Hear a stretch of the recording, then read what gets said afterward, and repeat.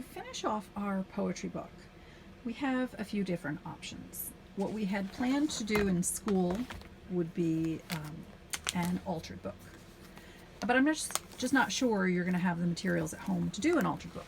So I'm going to show you how to do it. But in case you can't do that, another option is a book with a handmade cover.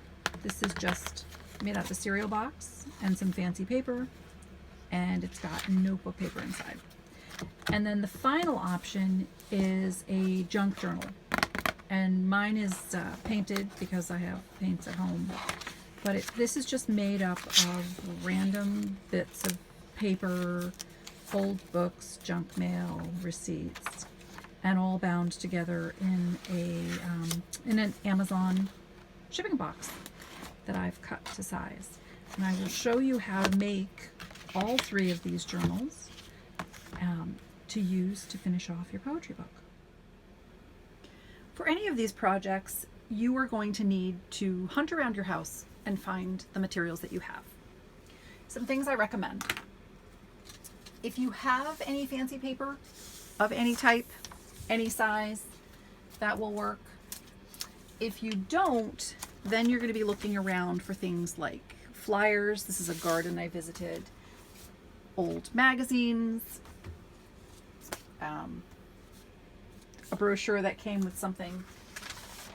Grocery bags. This happens to have kind of a cool Embrace Hope sticker on it that I'll use in my book. Here's another one. Barnes & Noble bag, I think would be a nice part of a junk journal.